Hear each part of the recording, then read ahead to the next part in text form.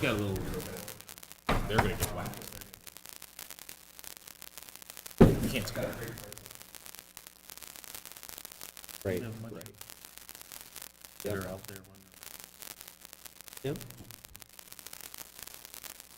Years, hasn't it? You gotta have, you need to have, any program, you need to have at least one or two kids that's their primary. Don't, you know? Yeah. It's like, you know, you can't just play basketball for 8 weeks. You gotta play it Right. around.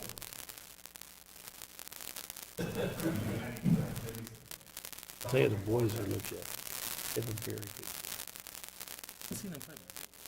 they're quick. They don't have a ton of size. Leonard's probably the biggest guy they got inside. But they are quick, they shoot it, they get the ball out. Play tenacious defense, good trapping, half-court trap. Good. Good stuff. Yeah, yeah, he is. Is he, he's young too, right? Is he a senior now? No. Yeah.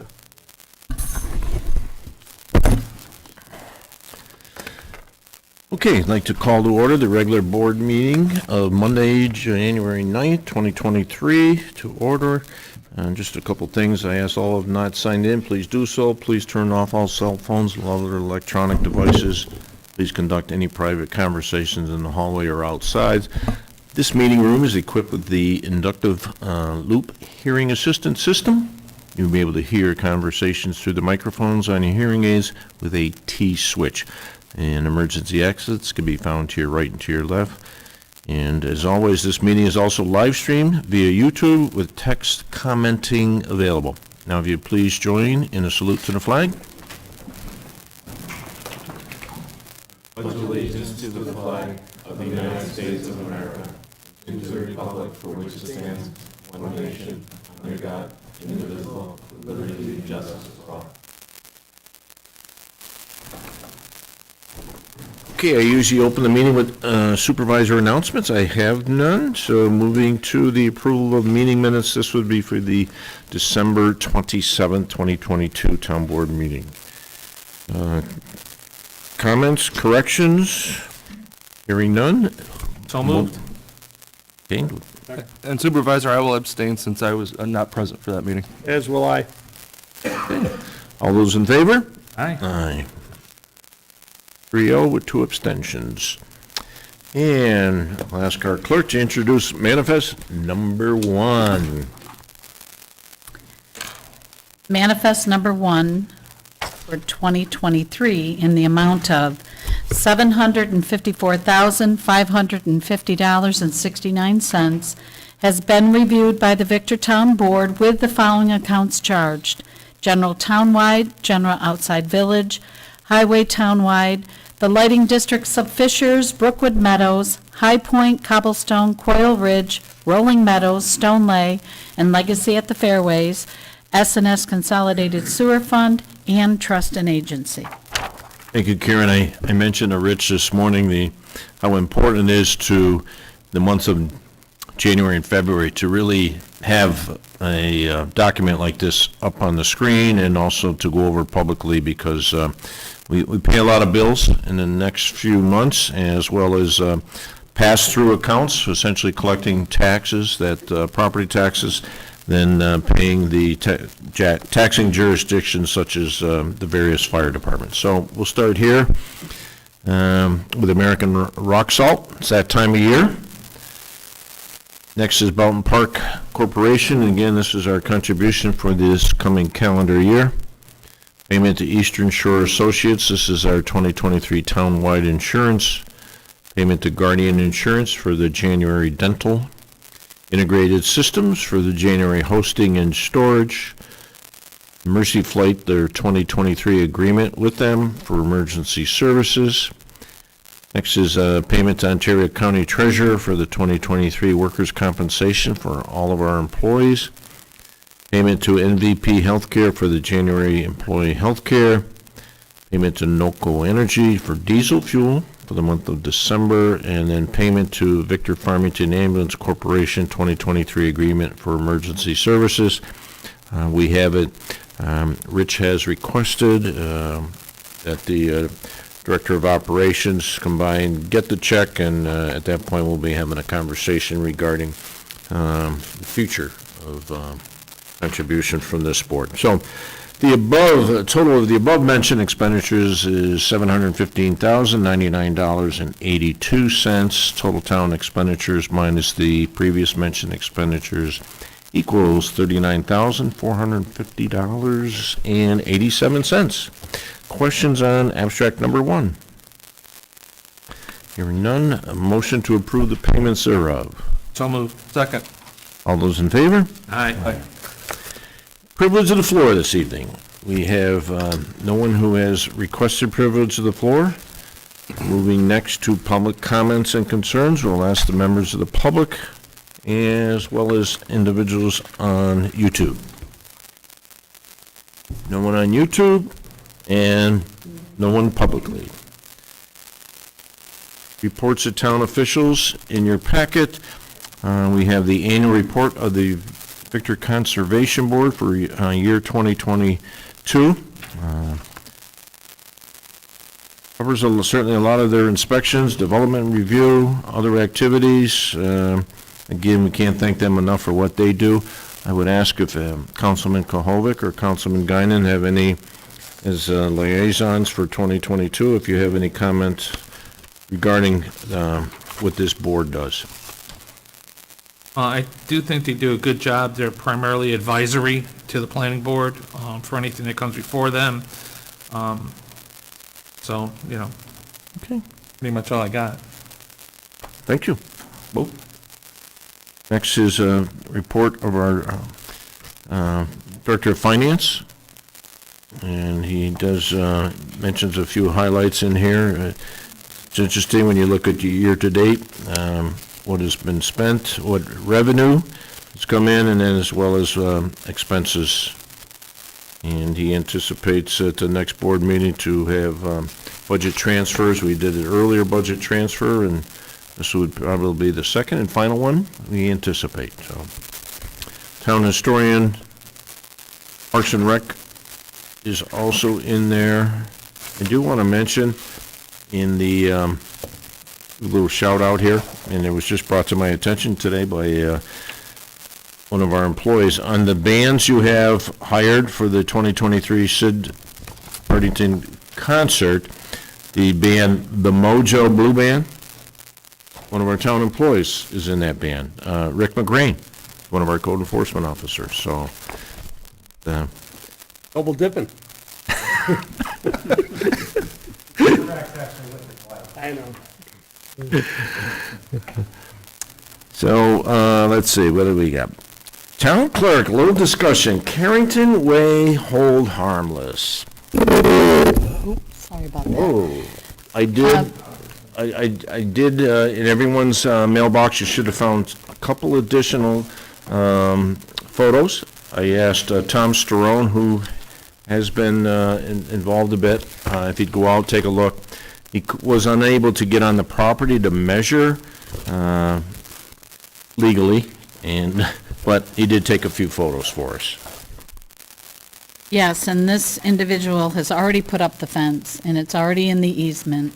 So, he's requesting a hold harmless to keep it there. And you can see where it is. It's already all around the property there. So a little history that Tom had provided me with. It's interesting.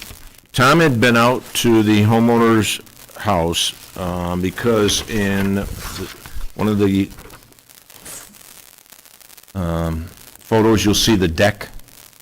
Originally, he wanted the deck out further, and Tom advised him that you cannot come out any further because there's a sanitary sewer easement there. So next thing you know, a couple months go by and Tom's out riding around and he sees his fence. You've been at a property and you kind of take a little bit of a ownership or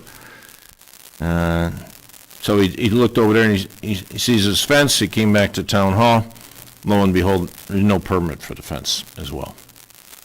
So, looking for some feedback, the gentleman was unavailable this evening. So, just wondering your thoughts.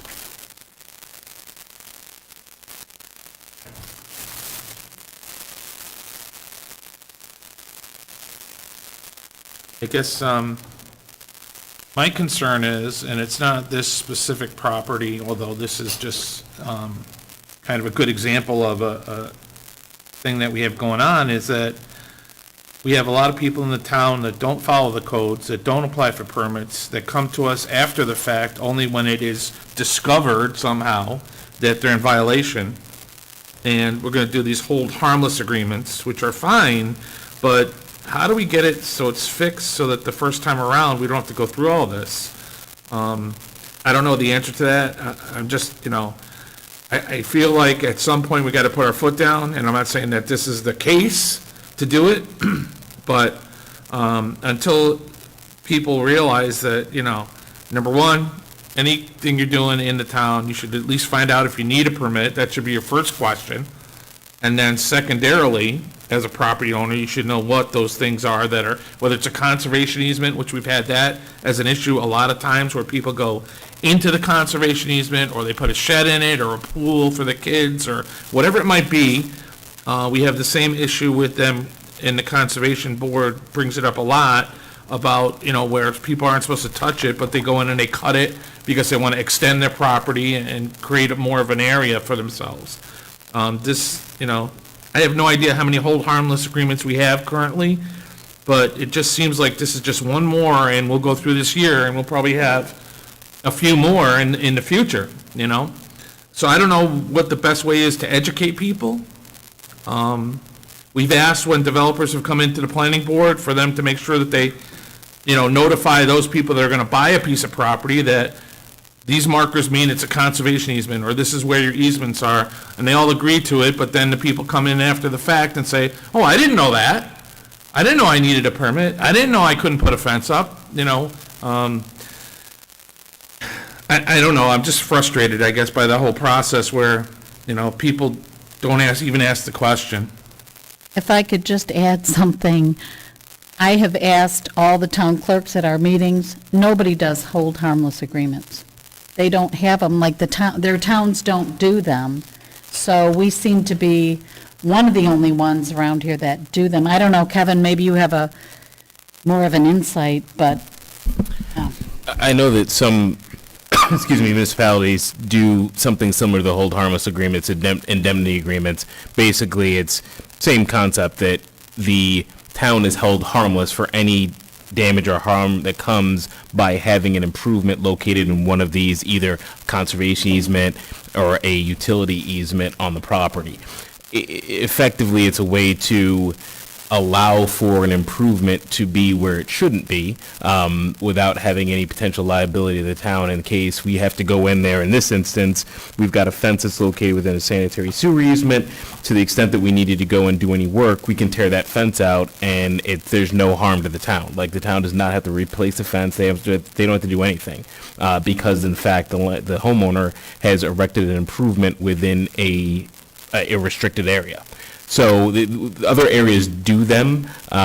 Certainly, they're not favored by anybody, because again, it just adds, people tend to ask for forgiveness in lieu of asking for permission, which they should be doing. So it's really going to come down to, is there an instance where the town wants to say, no, sorry, we're not going to grant that. You actually have to remove the obstruction. Certainly, we would have the ability to do that. They would have to then just alter the way that the fence is located and put the fence inside the parameters of their, the property, outside of the easement area. I don't know that that's necessarily the case here, but that is, in fact, to Councilman Kohovic's point, that would be putting the foot down and saying, going forward, we're not going to allow this. I'm not saying that that's what the town should do, but certainly you have the ability and the power to do so. Again, other jurisdictions face similar issues. it's how much how active the code enforcement is to go out and find these locations, because typically, like you say, people will put things up, and unless attention is brought to it, the town doesn't know, because the town doesn't actively seek out doesn't go around looking for violations. They happen upon them, and at that point in time, we do our best to address them. But and unfortunately, Victor is not unique in this instance. But it's one of these things that every jurisdiction deals with, and it's how do you want to deal with this going forward? What is going to be the kind of, do we want to take a hard line? Do we want to amend the code to say that the fine, or not the fine, but the cost for the permit increases if you do it retrospectively as opposed to on the front end? I don't know. Certainly there's things that the town could consider doing just to make this more of a deterrent, but unfortunately, we're not unique in this instance, that a lot of jurisdictions face it, and quite honestly, a lot of jurisdictions kind of turn more of a blind eye to it unless it's, right in their face. But Victor is a little bit unique in that we have been one of the biggest growing and the fastest growing communities, certainly in this area, for a number of years, so we're facing it more often than not. When you have older communities, they've already got established boundary lines and things have already been in place for generations. We are, still in the process of growing, so it feels like we're a little bit unique in that instance, but it's something that many townships face across the state. Kevin, if I could ask, so without the hold harmless agreement, we go in, this was never identified, next year we have to access that easement area, and we didn't have anything on file, how would that differ? Because at the end of the day, there's still no liability to the town, it's just an acknowledgement by the landowner. so the hold harmless is a formality that just provides us maybe a little bit, something documented, but still, if we had to go into the property and there was no hold harmless, we still face no consequence. Absolutely, you face no consequence. The benefit of the hold harmless agreement is purely, I shouldn't say purely, but it's mainly for the landowner, because the town is acknowledging that there is an improvement that is located within a restricted area. So that's really the benefit. But from the town's perspective, if there's an improvement in an easement area, we can remove that improvement to access the easement area like we could in any other instance. The hold harmless just simply lets the world know that, this landowner's got something there, and if we have to remove that something, that's on you, it's on that landowner, it's not on the town. And just like an easement itself, doesn't the hold harmless go with the property? Well, depending on if that hold harmless agreement runs in it needs to specifically say that it runs to successors and or assigns. Right. If it doesn't, then it only is specific to that particular landowner. Or the hold harmless agreement, if it was recorded in the clerk's office with that surviving language, then it would be binding on successor landowners or benefit successing landowners, but without that language, it doesn't automatically survive the transfer of title. Okay, because I'm just thinking by having it, and as long as it was set up that way, then in the future, in this, let's say this example, this person decides to sell his house. Yep.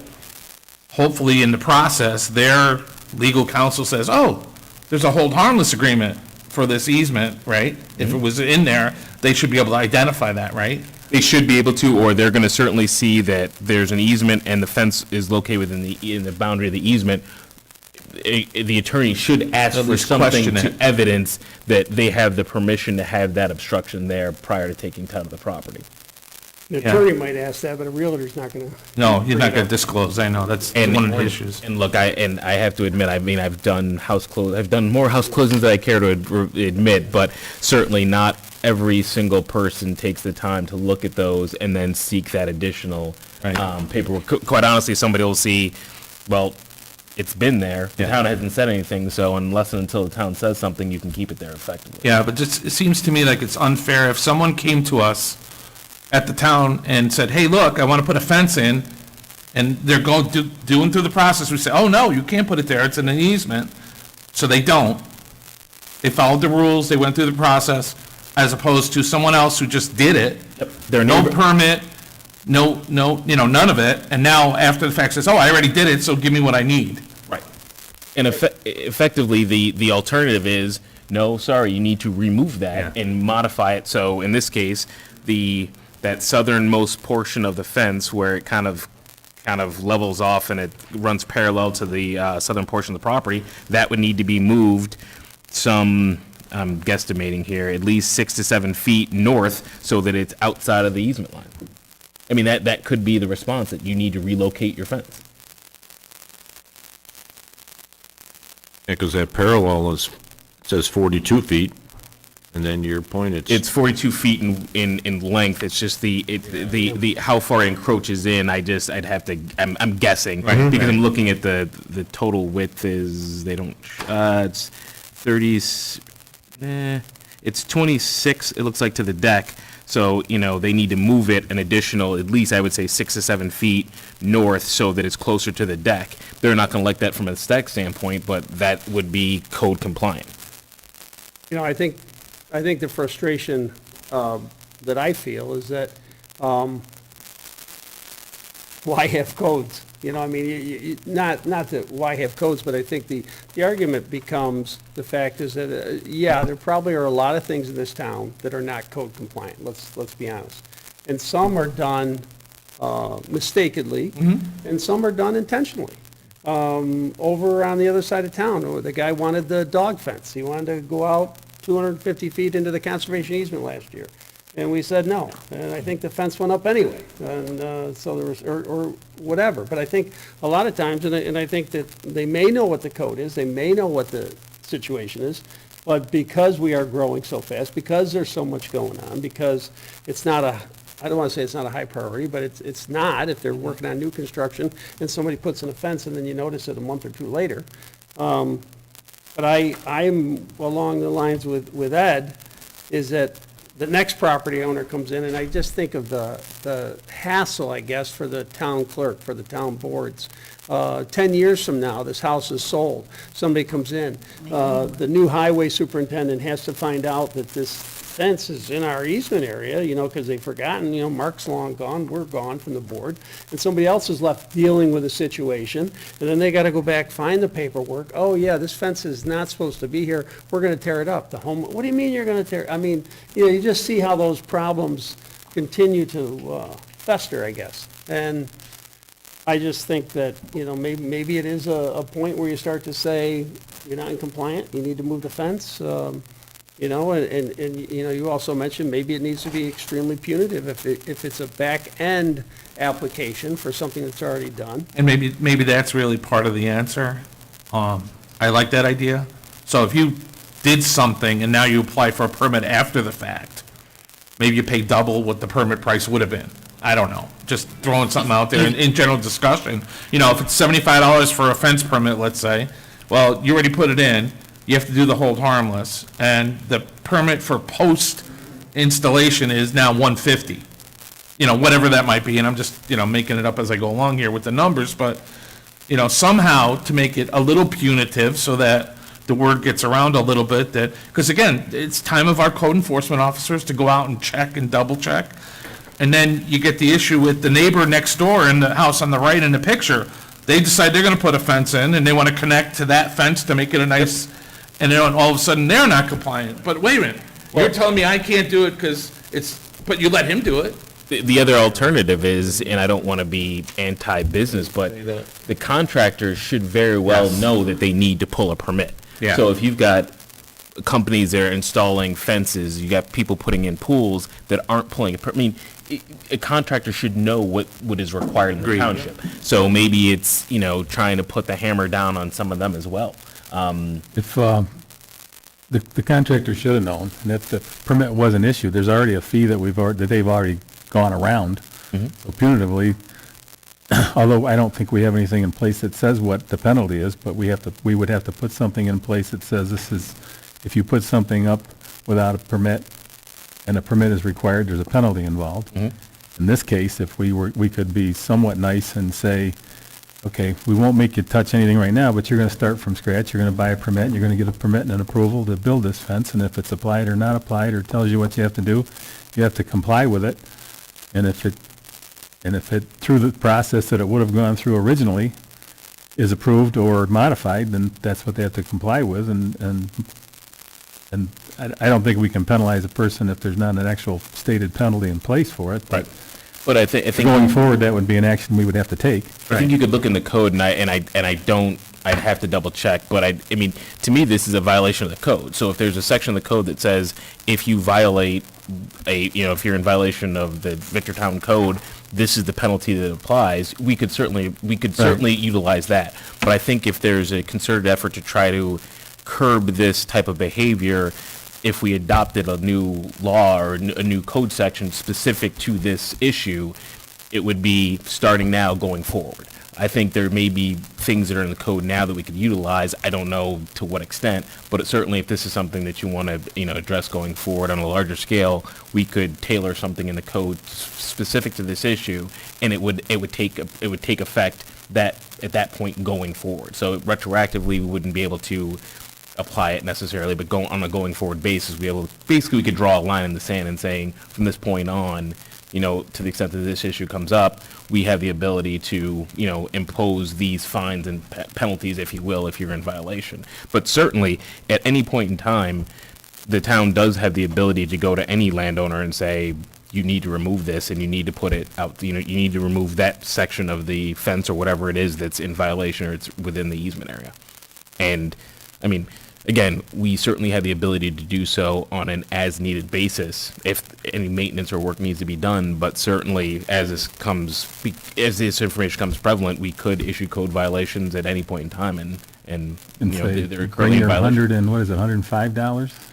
No, right now, we charge $125 up front. They have to bring a check in, and it usually costs us $85 to file it at the county. So So then maybe, So start from scratch and get your permit, and then we'll go through this, and if you want to exceed, if you want an easement, a relief to go across the easement, come and apply for it like anybody else would have to, and get a permission.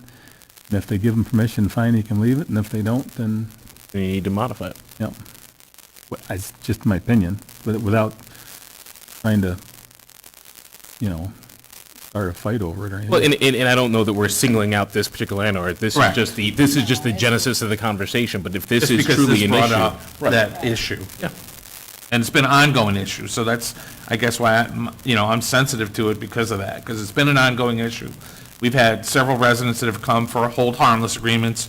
I know that from a planning board perspective, when people have gone to the planning and building and have been told not to do things, so, I mean, there's a lot of people that this ends up touching in the aggregate, that people are involved in. So I just wanted to bring it up as a discussion point. It needs obviously further discussion. Let me ask just one more quick question. So we always talk about the homeowner, landowner, right? Is there any option for us, as we discuss this, to go back to the contractor? Or is that because the contractor probably has in his contract that the owner has to pull a permit, right? right? Normally- they have to pull They a have to permit, do- and Or also. stakeouts, they're supposed to do stakeouts, Yeah. they're supposed, that's part of your permit process, too. And also, and again, this is part of the closing process. So if I'm the attorney for the land, or for the developer, I'm providing an instrument survey that shows where the easements are located. Right. And it is the job of the buyer's attorney to review that survey and advise their client that, oh, by the way, you have easements here and here. You can't put improvements in these areas. If you're going to put a pool deck shed, it's got to be outside of those easements. I find it hard to believe between the homeowner and the contractor, they didn't know what they were doing when they did it, but possibly not. Oh, I mean, unfortunately, they may have known it at the time of the closing, and if this fence went in 2 years later, they could have told, they may not have a copy of their survey that they can locate, or they didn't bother to look at it. They called a contractor come in to put a fence up, and if they knew where their boundary line was, they're more focused on the boundary line versus where the easement lines are I think located. that's That's really what I'm just saying, typically, I think a homeowner looks, this is my property line, so I can do what I kind of want up to this line, not taking into consideration. I think that's these common for that easements. to happen, but I think in this case, if I heard it correctly, our code enforcement had evaluated that proposed deck and identified that the deck can extend further because there's an easement. You're right. So I think I think in this instance, the homeowner certainly had an awareness that there was an easement. It's somewhere between the boundary line and their deck that they needed to be And I think- cognizant of. From my experience, that we've done a lot of this type of thing, I think, unfortunately, for me, I see both sides. I think it falls largely, to me, in a gray area from the what makes sense perspective, like, does it pass the common man approach? And, unfortunately, I think I do differentiate a little bit when they had no idea, it was purely unintentional, versus, I think in this case, I would be speculating, but I think that they probably were notified by codes that you can't go beyond that line, and it was done intentionally. And I think maybe to the letter of the law, intent versus no intent maybe makes no difference, but it does leave a little bit more of a bitter taste in your mouth that it was placed there all the while knowing that it shouldn't have been there, so. And I could see a landowner saying, well, I knew I couldn't put the deck there, but I didn't think a fence was a big deal because it's a fence. I could take that, that's easily more readily removed than it's not a permanent structure like a deck is. He's your next door neighbor? Do you know him? Is this the original homeowner when the house was built? Okay. Put the fence up to keep you out, Mark, huh? The fences make good neighbors. I don't have any argument with that. But, Jack, the last question I was going to ask is, I assume that you've been doing hold harmless agreements since you've been a supervisor. I'd have to ask, no. I think this is more in the last 3 to 4 years. Really? Probably in the last 4 to 5. Okay. Yeah. Just it started, I think. And actually, Remember, I was doing it for a while there. We were charging homeowners. It was, go over and make up all the, and then you've done some too. You've done them. The wording. In this They have a instance- right to file it. Highly likely we would have allowed it if we were going to do it, but it's just the process and gating the process that, You almost wonder, like when you think about all the filing and stuff like that, you almost wonder, like going back to Drew's point. If it's in the easement, we have the right to go in there. What are we doing all these, And that other thing. what are we doing these hold harmless agreements for if we have the right, if we have to go in there? It's the same type of. I mean, yeah, the big thing is if it requires a permit, they have to have a permit. However we handle that, whether Yeah. it's the easement or for whatever Right. reason it is, you got to have a permit to do it, you got to have a permit for a it's pool, noted you that got to have a permit for a you're in deck. violation. Can it be as simple as this fence is in violation of where it was put? I guess my only preference would have been the paper trail Yeah. for that transaction through home ownership. You sell to Ed, Ed's Right. unaware, Mark comes down with the bulldozer one day, and, Right. because those, know. so. And I think part of the reason for doing the hold harmless agreement, or at least requesting it, is for those homeowners who may have bought a piece of property that had a current violation that they didn't realize, or they became aware of it. They're now coming to the town to say, look, we realize there's an issue. We want to acknowledge that we have an issue. We're requesting the hold harmless so that it can remain here. But we clearly understand that to the extent that the town needs to do something, you can come in, remove whatever, and we're not coming after the town, obviously, because we don't have the ability to do so. I think it's more, it's almost intended to be beneficial for the homeowner because they're acknowledging that they've got basically an encroachment, but they're at least coming to the town so that it can at least be discussed and acknowledged, as opposed to just kind of keeping everything silent. And then, like you say, when Mark comes with a bulldozer to remove it, people are kind of up in arms a little Yeah, bit. I get Right, that. and I that, get that. I think that was a lot of the hold harmless was that, okay, just so you know, what this means is, Mark can come in with a bulldozer, and we're not responsible at that point because you put it in the easement. That's why we're having you sign a document that says we're not held responsible.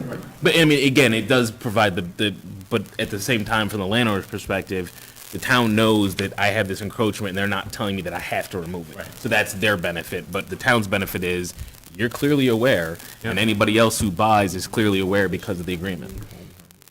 It's certainly not the ideal scenario. The ideal scenario is nothing gets built in a restricted area, but to the extent that there is something there, at least there is a little bit of benefit to both parties. But I would say it's more beneficial for the landowner than the town, because the town has the rights regardless. Anyway, Karen? thanks. I would be inclined, and Supervisor Marin, I would be inclined to, we just adopted our fee structure. I would be inclined to talk to codes, find out how often this has happened. We can kind of check on it a little bit. And I think it should be punitive. I think it should be more punitive than it is, because I don't think it's that punitive right now. And I think if it's backwards, back door, done, permit coming in, let's get it up, and then we're still not within the code, and we got to go to save harmless. I think it needs to be more punitive than it is, because I don't think right now it's not an issue financially. And I just want someone to take pause a little bit, because you're causing us a tremendous amount of time, paperwork, filing, having legal look at it, having the town clerk have to get it on file, having to keep records of it forever. Look at Kevin, we're just doing.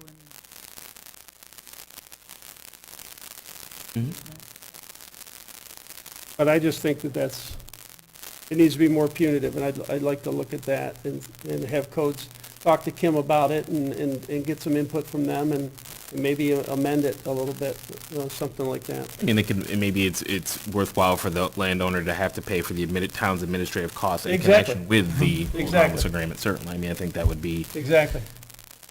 So, Kevin, would you apply that cost as a penalty cost? Or No, I could think you it's do it just- as I a think- cost to do the? I think the it's there's a set, I mean, and I'd have to look and make sure that there's no issues with this, but my thought process is, if you're applying for a fence permit, just for the sake of argument, and the fence isn't erected already, there is, it's, $125 or whatever the cost is for the permit, and if it needs to go before the planning board or the conservation board and the planning board because it's in an easement, let's say, there's already a set fee structure for that. What I'm saying is, if you're now already built the fence, and now you're coming back to the town to try to make things right by, getting a permit, that permit cost could include not only the $125, but it can include the cost of administrative review, legal review, and the filing fee. You could basically make the cost higher but it's simply offsetting the additional costs that the town's going to have to review something that's already there and what the impact is. That wording is in the hold harmless paperwork that they fill out. It does state that if the attorney needs to, review, that the cost will be. I mean, it's not, the review process is effectively the same. If I come in and I want to locate something within an easement, there's going to have to be an analysis. What is the impact on the easement? Is it an acceptable encroachment? The difference is, now that there's something already there, we have to deal with it. So it's harder to say, no, just simply take it out. You're doing the same analysis, but I guess you're doing it retroactive and you're trying to figure out, somebody's asking for forgiveness when in lieu of permission. Again, I don't know if it's a distinction that we want to go down, but it's something at least we could explore. well, we're dealing with a small, simple fence. It's very unfortunate when you lose 3 mature trees on a site that weren't supposed to be taken down or something along those lines, like what recently happened with the cease and desist order on one of the projects. And, was it an oversight by the contractor? Was, we need a little more space? I mean, you don't know. You're not there on the site, so you don't know, but I think I know we've kind of beat this to death, though. I don't know if I'm right or wrong, but where I have the issue a little bit with the way we're talking about that structure would be, I think a lot of people, if you look at it from a shed, not fences, but you look at shed permits, I think a great deal of people truly just don't realize you need a permit for the shed. So if you have a pre-existing shed, it's identified, you go to permit it, it's in a proper location, it doesn't really incur an extra level of work from the town versus there being no shed there previously, and it's approved as is. I think the fee structure should be similar or the same versus a situation like this where now we have a lot of extra time and potentially money expended into it, to where if it's identified you're in the easement, now there's a penalty associated with that. I don't know if you differentiate that, but, I think if this fence had been put up properly and it just needed to be permitted, it wouldn't really incur a great deal extra amount of work, I wouldn't imagine, from the town side, versus a fence that had not been installed. Well, no, if the fence was located outside of the easement area, then there's no discussion, there's no determination as to the impact within the easement. So if it's a sanitary sewer easement versus a utility easement versus a conservation easement, there's going to be different impacts based on what that improvement is. But if they actually filed for the permit and realized that they couldn't locate the fence within that restricted area, and they simply had a plan that had it outside of the restricted area and put it outside, then the analysis is the impact on their easement area doesn't exist. So there is less cost to the town because you're not evaluating what the impact is within the easement area. So I think it's really just, you've now put a structure in, and who knows? I mean, this fence could be directly over the sanitary sewer pipe. I mean, you know, and depending on how far they dug down, I mean, there could have been damage to it. Who knows? I'm throwing out a hypothetical. But it's that type of analysis that has to be done now that there is a permanent structure within an existing easement area versus you've applied and we've told you where you can't put it, and now you've located it outside of the restricted area. There's not that analysis, not that evaluation that needs to go on. Well, before we continue the beating of the horse, I got a few comments. No, not at all. But you have the diagram? Each of you have the diagram? Yep. Look under certified 2.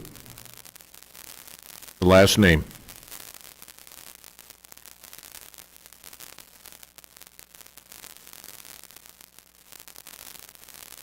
And what he It's a homeowner. what he does for a Right? living. Yep. But he doesn't, if he's not a real estate attorney, he's no different than anybody else. Okay. I'm just being completely honest. It's. Rich, make a note on the bill we get for Kevin's services for this meeting. It's not certified. He says for talking, for defending another attorney, Apparently.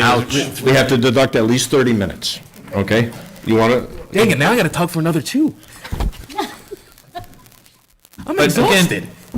Drew, to your point, if somebody puts something in and it's within all the codes and the guideline, but they're still getting a permit after the fact, I think there needs to be, and I don't have to say it's super punitive, but some other kind of, additional fee. He's an attorney. Because we gotta get people to file permits. And I before agree. they build stuff. I think that, let's say it was 100 versus 200 if you didn't. I think that most people, okay, it's an extra $100. It doesn't break the bank. It's a little bit of an incentive to do it the proper way. Agreed. But I guess what I think is if it ends up being in the easement, it incurs a great deal larger expense. But I guess you're saying it's in the language already of the hold harmless, just because I think that there could be a much larger punitive fee associated with this being done out of code versus something that was done without a permit but still done within the compliance of the law. Fence wouldn't be homeowner. Yeah. So great points by all of you. And Kevin, I'll pay for the notes you're writing, okay? You have a sense of the frustration of board members and certainly what Councilman Kohovic has spoke of. So we do want you to take a look. I would ask that you take a look at the existing code.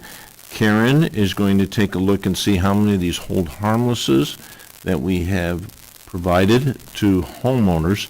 As far as this individual, we're going to take no action this evening, and Karen, if he's inclined to call your office, you could certainly let him know that there was much discussion at the town board meeting. He certainly can go back and look on the YouTube, or he can feel free to come and join us on the 23rd or some other date.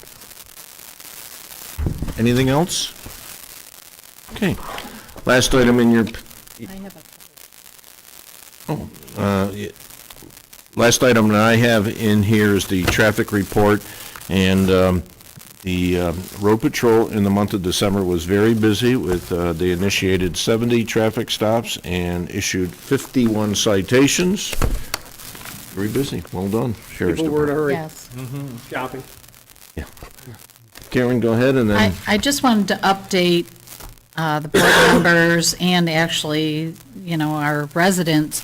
We have gone to a new system for collecting taxes. It's Systems East. It's through the county. So there's been a few glitches, but we're working to learn the program. It's been very busy, hectic, but I got to say, I love the challenge anyway, but it's been very busy.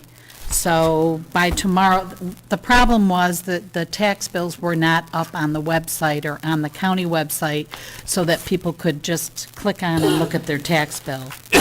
As of tomorrow, that's supposed to be corrected. I'd also like to invite the board members to take a walk around the building. Many offices have been painted, and some are pretty wild, I'll say. it looks great, so, Some were painted twice. Just put it this way, don't ever ask the town supervisor to pick out a color. and also, there's items in the basement that are gonna be going on that website. What is that website, Mark, that the items that we're gonna put up for, what is that website? You know, the items, like some of the items in the basement? What, you're talking about RTI auctions? Yes, RTI auctions, Yeah. okay. Yep. Yeah, we've got some, well, there's equipment down there that's been there since the building was built. Like, there's a generator parts and stuff that are worth money. Right. That we're going to try to, sell, and, yeah, so that's all I have. Real quick under. Wait, Jack, before we get off Karen's comments, I have another comment in regards to the painting, but specifically Kenny Wilson. I was in over the weekend, and I had a good chance to talk with him, and he was doing a really good job, like cleaning up just from whether it's dust, paint, whatever. But just seeing the work that he did, he's leaning over railings, he's trying to get every little nook and cranny. He did a nice job. I just wanted to mention it. Thank you very much. We have, Kenny. Kenny's been our courts cleaner, and then he does the deep clean here on the weekend. And we have moved Dana over to the highway facility. And does he do Parks and Rec as well? Parks and Rec and the highway. And then Mike is under the watchful eye of us here at Town Hall. Thank you for that. We'll certainly pass that compliment along. Under the supervisor's reports, board members, you are now the official owners of the courts building. I want to thank Kevin for your efforts, and Rich as well. I know you're under the weather during that process. We appreciate it as well. And Kevin, I thank you, and then you bill me, so I don't understand. I don't know why I thank you. You know what? It's a symbiotic relationship. Yin and yang. Board members, I provided a number of items in your box. Mail slots was a letter from Dolores and Ken Fanton, residents on Taylor Road, regarding the 1086 Strong Road subdivision. In your mailbox was the Victor Fire Department December report. In your mailbox was the former town board member, David Wright. He was featured in a 55-plus article, and I emailed out Thursday or Friday last week the stop work order issued on the Go Car Wash regarding new construction there. And then this coming Saturday, the food cupboard's looking for soup donations. They can be dropped off either here at Town Hall prior to Friday or at the food cupboard itself on Saturday between 2 and 4 p.m. And the final item I had is a little unique. A town resident, former member of the Victor Masonic Temple, also known as the Milnor Lodge 139, contacted myself. He also contacted the mayor. And the lodge is getting ready to turn over. They haven't been active. They were in the old the church on Maple Avenue behind the Bruckner's building there. They vacated that site, sold that building many years ago, and but they actually have a significant amount of money that they would like the town and village to identify a project or two that they could contribute this money towards. And certainly what they would like to do, and we would do it anyways, ask for that they receive their due recognition for this donation. So more to follow on that. I did speak to our Parks and Rec director about some thoughts as well. And I really want to, I know the mayor did the same thing. He shared with his village board, and I want to see if he's received any feedback. So I need to follow up with the mayor on that. But that's it. Moving to resolutions. Resolution number 1 is the agreement with Mike Moreland's Lawn and Landscape. Moved. Second. All those in favor? Aye. Those opposed? Resolution number 1 is passed. Resolution number 2, agreement with Mike Cornish. So moved. Second. Okay, and this is the concert series at Winterfest. All those in favor? Aye. Those opposed? Number 2 is passed. Number 3, request for certificate of liability insurance. Again, Second. all those in favor? Aye. And number 4, setting the public hearing for the proposed local law to amend Chapter 211 zoning to create a cannabis retail dispensary overlay zoning district. So moved. Second. All those in favor? Aye. Public comment, opportunity to hear from the general public, and we have a taker. Okay, to beat a horse to death. I'm listening to the discussion about the easements and such, and the penalties and what to charge. I have I mean, shouldn't it be just education first? I come to these meetings, and you see me here, and I listen to what lots of people come in and say, I didn't know, I would like to have an easement. I didn't know we needed an easement. Now, you can say, ignorance is no excuse for not following the law as such, but there are people who don't know. And I don't think I would know, to be perfectly honest with you, if I wouldn't be told by my attorney or such. And I think the first thing to do, anyway, is to find a way to educate somebody. I don't know what that would be. Maybe when people pay a tax, I don't know how many people come in to Karen to pay just to have a flyer. When you give them back the receipt or something, excuse me, I'm sorry, to take, here, look at this. Take this home.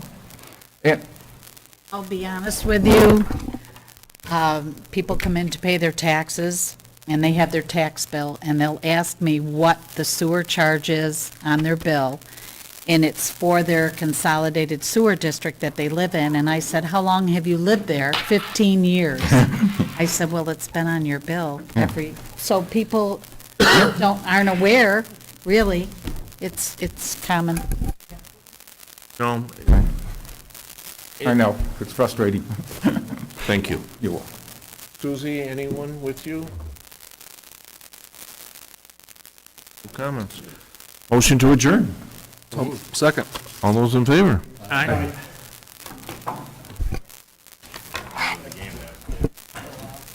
Hey, Brian?